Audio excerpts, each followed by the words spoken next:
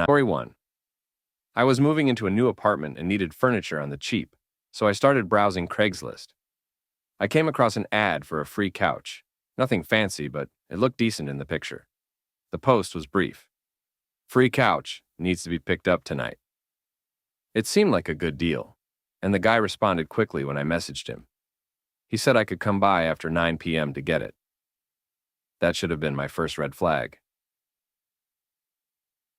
I drove out to the address, which was in a pretty sketchy part of town.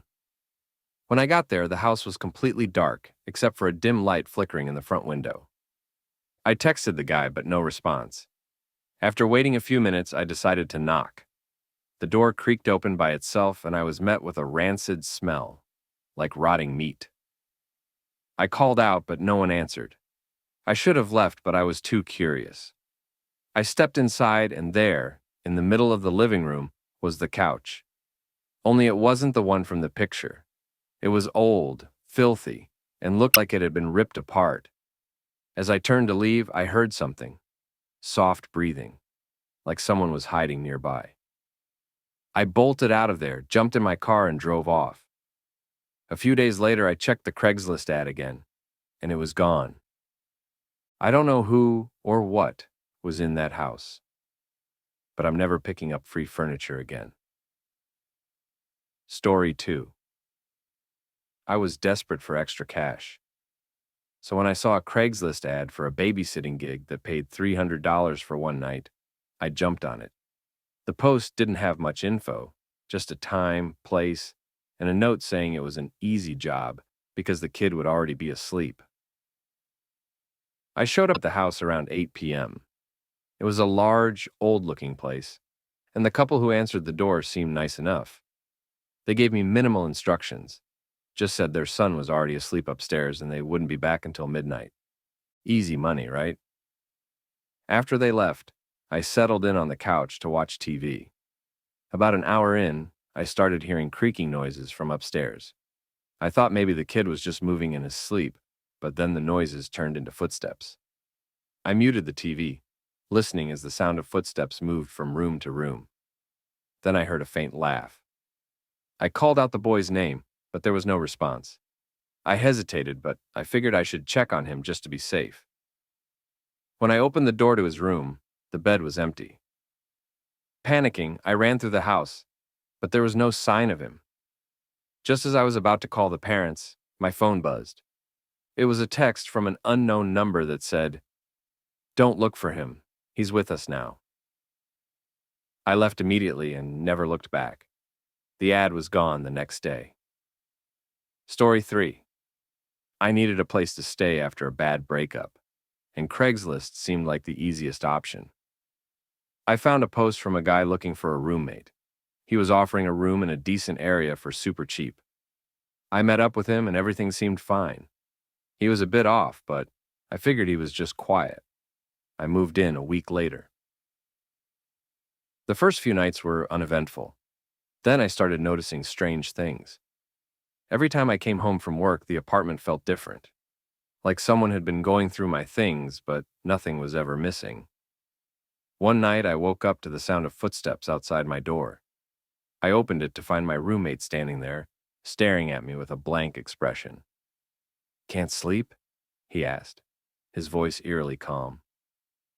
From that night on, things got worse. I would wake up in the middle of the night to hear him pacing outside my room, sometimes whispering to himself.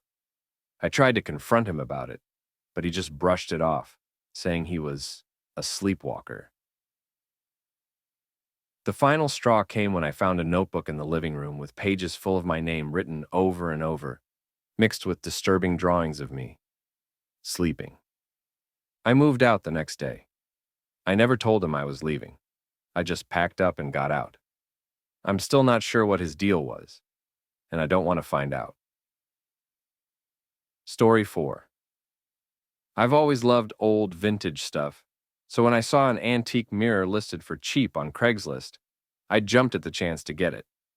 The seller said it had been in his family for generations, but that it was time to let it go. That should have been a red flag, but I was too excited to care. I brought it home and hung it in my bedroom. That first night, I noticed something strange. Whenever I walked past the mirror, I thought I saw movement out of the corner of my eye, but when I turned to look, there was nothing there. A few nights later, I woke up around 3 a.m. My room felt cold, and I had this intense feeling that I was being watched. I looked over at the mirror, and for a split second, I saw something in the reflection, something dark, like a shadowy figure standing behind me. But when I turned around, my room was empty. I tried to ignore it, but every night after that I saw more. Shadows moving in the mirror, faces that weren't my own, staring back at me. One night, I woke up to find handprints on the glass, too large to be my own. I got rid of the mirror the next day, but the feeling of being watched hasn't left. I don't know what was in that mirror, but I'm never buying antiques from Craigslist again. Story 5. I'd been out of work for a while, so when I saw a Craigslist ad looking for people to make quick, easy deliveries, I signed up without thinking. The guy running it seemed legit at first. He gave me an unmarked package and address and promised I'd get paid in cash once the delivery was done.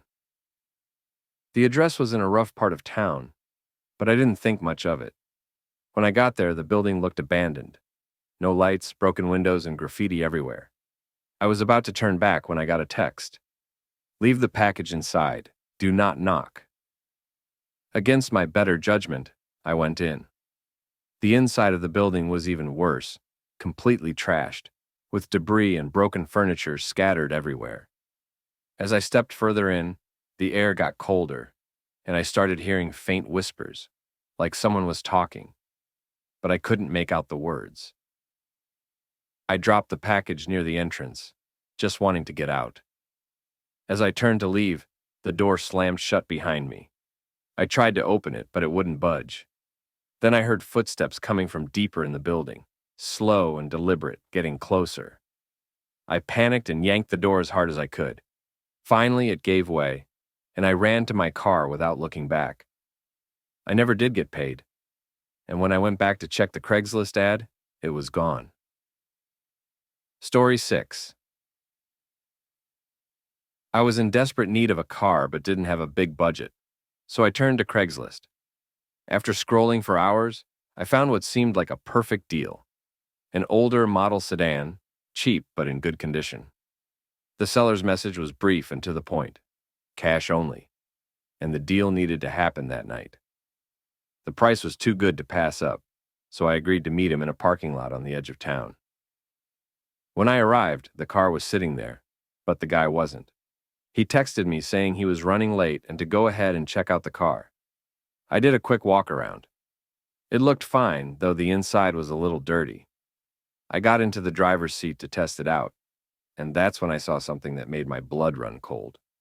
On the dashboard was a sticky note that simply said, "Don't drive it home."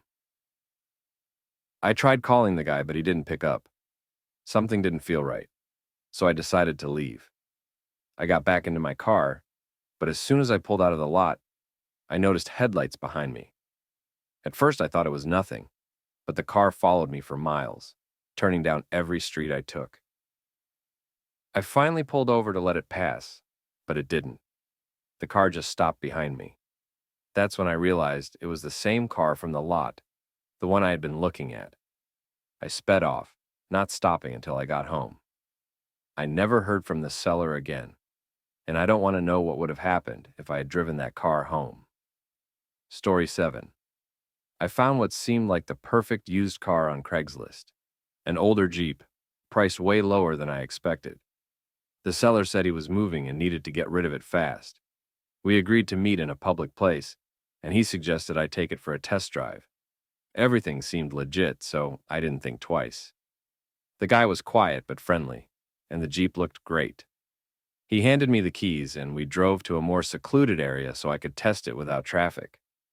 The drive was smooth at first, but after a few minutes, I noticed him staring at me, not saying anything. The longer we drove, the more I felt like something was off.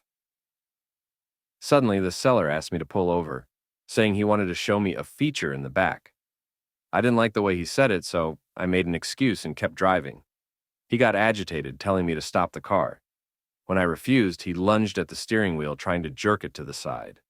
I slammed on the brakes and jumped out, leaving the car in the middle of the road. I took off running while he screamed at me to come back. By the time I found help, the guy was gone, and so was the Jeep. I checked Craigslist the next day, and the ad had been taken down.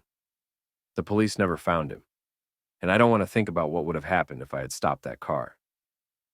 Would you trust a Craigslist deal after these stories? Thank you for watching, and don't forget to sub for more.